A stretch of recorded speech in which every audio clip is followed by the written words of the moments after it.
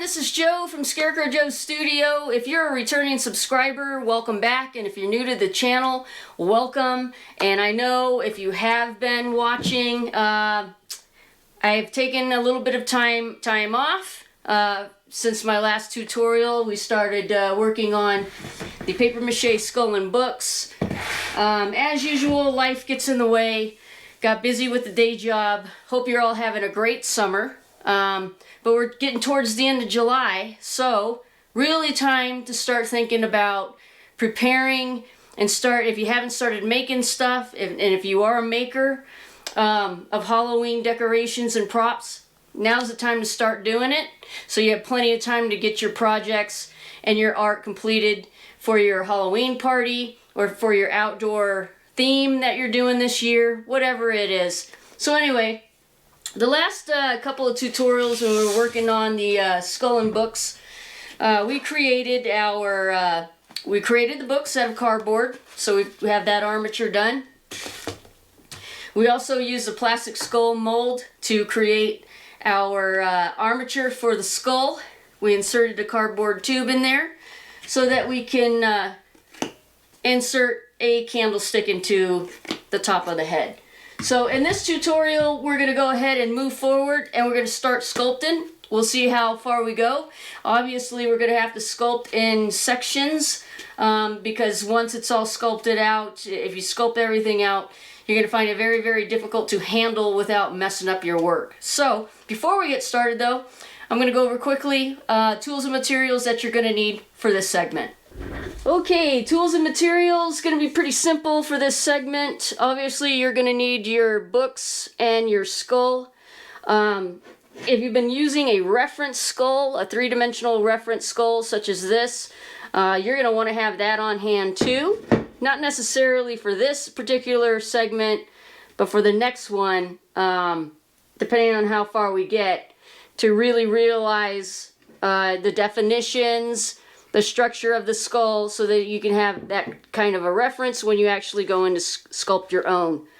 The other thing that you're going to need is paper mache clay. I just made a fresh batch of paper mache clay. This is the clay that you've seen on, or if you've watched the tutorial on how I make my paper mache clay, this is the same materials here that I've used. It is on the channel, so check that out if you have questions about how to make paper mache clay using cellulose fiber insulation. The other thing that you're going to need is a bowl or a container of paste. And again, my paste, it's just a mixture of flour and water to a thin pancake-like consistency. I always say that, but then I always think to myself, you know, if you get it too thick, you're going to add a little bit more water. If you get it too thin, you're going to add a little bit more flour, and then before you know it, it's kind of like making pancakes, and you're doing the same thing with pancake mix, and before you know it, you're prepared to make your family like 100 pancakes or something. So it's kind of funny, it just kind of goes back and forth, too thick, too thin, but do a little bit at a time. You're not going to need a whole lot of it, and you can always make more. The other couple of things that you will probably want to have on hand is some sculpting tools or some smoothing tools. This paste and the paintbrush here is going to act as smoothing the paper mache after we do some sculpting. And then, because we want our books to kind of look a little roughed up and a little aging, we're going to need some tools to give it that effect. This is just a basic plastic sculpting tool, which I'm going to use to create the pages or the indentations of my pages. Nothing fancy. If you don't have something like this, you can always use a toothpick or even a wooden skewer. That'll work. And then, you know, you can also use for smoothing over your books and especially the skull, anything round really. Plastic spoons work great because you're going to use that rounded side, and it really works great to smoothen the clay. But other than that, I think that's all you're going to need for this segment, so let's get working. And actually, forgive me, but there is a couple other things that you're going to want. You're going to want some buckets or some kind of support to put your skull on while it dries, and also to put your books on while they dry as well, so that they're not sitting flat on a surface while they are drying. But that does, I think, conclude the tools and materials. So yes, let's get working. Alright, first thing I'm going to start on here is my skull. And I'm going to focus on claying over, or putting a thin layer of clay on the bottom of my skull. And I'm probably going to go up to right about right here. So all the way around. I'm not going to really put any clay on the sides, on the top, or in the face. Reason for that is because, again, if you start claying over this whole thing, it's going to get to a point where you have to handle it still, and you'll start putting indentations in where you've already smoothed clay, and you're going to end up getting frustrated. So you have to do this clay work in segments. So pretty simple. I'm just starting from the bottom of the jaw, and I'm going to go ahead and put a thin layer of clay. Now keep in mind that it really doesn't matter what the bottom of this looks like, because it's going to be sitting flat on top of your book. So just get a thin layer of clay in there. Don't worry if you get a little overlap on the sides. That's not a big deal. And I'm just going to go ahead and keep layering on my clay till I get it all the way up to about right here. Alright, I have my layer of clay on the bottom of my skull. As you can see, it comes up a little bit on the sides. I'm not putting any clay on the rest of the sides here. And it comes up to about right there. Next step, I'm going to take my paper mache paste and my brush, and I'm going to go ahead and brush that on, applying some pressure so that I can smooth this in. Now the bottom part of this here, like I said, because it's going to be sitting flat on your top book that you've created, doesn't necessarily need to look very good at all. So that's not a big deal. But something that you do want to pay attention to is the clay that you have, a little bit of the clay that you may have overlapped, or you got onto, coming over onto the side here where the jaw is. You want to make sure that you do smooth that section out. Those areas out pretty good. Get some paste on there, start smoothing them out. Smooth them out a little further here, and I'll show you what I'm going to do in a minute. But when you do get up into these areas up here, you do want to apply some pressure with your paste and your brush and get that smoothed out pretty good, because that is, you know, some of these sections, the back of the skull here, will be visible on your finished piece. So you do want it to be, you know, as smooth as possible. And you've heard me say this time and time again, paper mache clay, you're not really going to get it completely smooth. It's just not that type of material. But you can get it pretty smooth. And you can also, one of the really cool things about paper mache clay, you can sand it too and make it even smoother. So I'm really going to concentrate on making sure I get enough paste on there, and I'm smoothing it out as best that I can with my brush and my paste on those areas that are going to be visible on your piece when it's done and you go to paint it. Another kind of a quick tip here that I think is going to be really important for you to understand is that we did, if you recall, we cut that skull right in half. So, and then we re-glued it after we stuffed it with newspaper. We re-glued it. So there's a lot of glue in here, and there's a lot of glue, as you could see here and through here. So you want to make sure that you get a thick enough amount of clay covering those areas so that when this dries, because paper mache clay does shrink, that you're not going to, these clumps of glue or these large amounts of the hot glue are not going to come through your sculpture. I hope that makes sense. All right, so I'm going to go ahead and I'm using my spoon here. It's the concave back of my my plastic spoon, and I'm just smoothing that in even more. Again, the bottom here is going to be sitting pretty flush against your top book, so that's not really important if it's like completely smooth or not. Not a big deal. You do want to make sure that when you get up into these areas that are going to be visible, and I know I'm repeating myself, but make sure that you get that as smooth as you possibly can. The other thing is that these areas right here, you want to smooth them in to the newspaper form. You don't want to leave a big ridge and have that dry. Make sure you're smoothing that in and pressing it into the newspaper form so that you're not creating a ridge, and in the long run, by leaving that ridge, you're creating more work for yourself when you go back to apply additional clay and try to meet those areas with the wet clay over that dry clay. So that's super important too. So I'm just going to go ahead and finish this up, smoothing this out. Alright, so I finished that up, as you can see. Now if you've gone up quite a bit farther than I have and you want to put in some, I guess I'll call them cranial markings.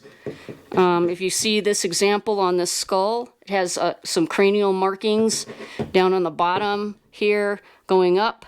Obviously you're going to want to do that while it's wet. So just take your toothpick or your little sculpting tool and you could just go ahead and press in some of those cranial markings wherever you feel like they're needed. I wouldn't go too crazy with it. You don't want it to look cartoonish or like a Frankenstein monster type cartoonish looking thing, but just, if you feel you need them here and there, press them into your wet clay. I'm not going to go nuts here, but I am going to go ahead and press some of it into my wet clay so that I have those cranial markings there. Once it dries, those markings will be there, and then it'll just lend it some more interest in the texture. But for now, this skull, I can't touch it anymore. I'm going to go ahead and flip it upside down like this, put it on my container, put it in front of a fan so that this can dry. Okay, next, what I'm going to do is I'm going to clay over just one of the sides of my books, and I'm going to take the clay all the way over the spine to about right there where you could see where the spine ends. And that's pretty much all that I'm going to do with each of these books. And then I'm going to go ahead and let it dry because it has to sit clay side up, obviously, and some surface area where there isn't any clay to allow that to dry, so that when all of this is dry, we can move on with the rest of our sculpture and finish that up. So pretty simple. Once again, I'm just going in and I'm going to apply my layer of clay here. Doesn't have to be very thick, but once again, I do want to caution you, when you get to this area here where you have the hot glue, you're going to want to put enough clay so that doesn't really, when the clay dries and it shrinks, you won't have this protrusion of this hot glue coming through that clay. So that's what I'm going to do here. I'm going to take it all the way over my spine and around, but just a thin layer of clay. And I'm going to do that with each one of my books here. Okay, as you can see, I now have my, or at least one of my books propped up on the side that doesn't have any clay on my container here. And I did actually, I didn't go all the way, I'll give you a better angle. I did not go all the way down to here on the other side like I thought I was going to, only because it's going to make it a little bit more difficult with my next process or my next step. So anyway, once again, with my paste and my paintbrush, I'm just going to go ahead and smooth this all in. And again, you're going to have these edges here that are going to kind of overlap.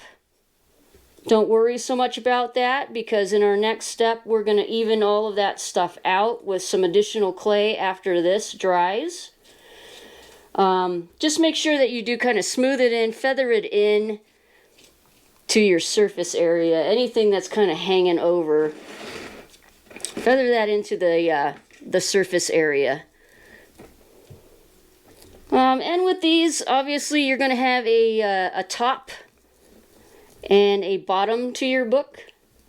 You really probably won't be able to make the determination on which side you want to be the top, which side you want to be the bottom until it's all said and done. So make sure that you're applying enough pressure and smoothing out your covers, the covers of your books, as best as you can, so that they're as smooth as you can possibly get it. I'm just taking my paste and bringing that wet clay that kind of overlapped over the cover of my book down to that edge. It'll make it a lot easier for me when I go ahead and apply additional clay. I'm going to raise this up a little bit.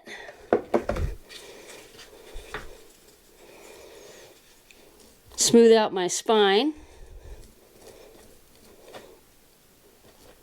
And after I get this as smooth as I possibly can, again, I'm going to go in with probably my spoon or something like that, and try to get it smoother, even smoother. There is another little tiny detail that I'm going to put into the spine of my book, and I'll show you that in just a moment. Alright, I have that all smoothed over the best that I can. I went in after I used my paste and my paintbrush. I used my spoon to smooth these things, smooth it over even farther. Now, if you don't get it completely smooth or completely even, I mean, you want to try to get a layer of clay, a nice even layer of clay, obviously, but don't get hung up on it so much, because again, these are supposed to represent old, decaying maybe, or disintegrating books. But one last little detail that I like to put in here, and you could go ahead and do this if you want, or you can skip it, but on the edge here where my spine is, this is a miniature hot glue gun. You can also use a long paintbrush. That probably will work, because this is a smaller book. I'm going to use this because this is a very long-handled paintbrush, and it's the diameter looks about right. I'm going to press in basically where the binding, I guess, would be on a book, so that when you flip a book open, you have that binding there. So that's what I've done. I've just pressed that in. Don't go so deep that you've disrupt or taken out some of your clay, but deep enough so that when this dries and then you go to paint it, you'll be able to see that, and it'll make a difference. Obviously, I can't do it on the other side. I don't have that much clay on the other side to do that. But that's pretty much the gist of it. What I'm going to do off camera is I'm going to go ahead and clay over the same way my other two books and put those in front of a fan and allow those to dry. Alright guys, so we've done everything that we could possibly do in this segment of our sculpt. A lot of you are going to be tempted to try to carry on and sculpt more of the edges or the other side of your book or even the pages. Don't do it. Let it be. Because you're just going to end up getting frustrated that you did a bunch of work and then you messed it up because you had to handle it too much. Let them dry. Again, always put it in front of a fan, especially if you live in a humid environment. It's going to aid that drying process, and I would think within probably, I'd give it 2 days. Give it at least 48 hours. It should be dry enough for you to handle and to move on with the sculpts, which is what I'm going to do in this next segment. We're gonna concentrate on our pages, building those in, sculpting those in, and finishing up the sculpt and applying teeth. And I'll show you that in the next segment. But until then, as always, I thank you for watching, and I'll catch you in the next one.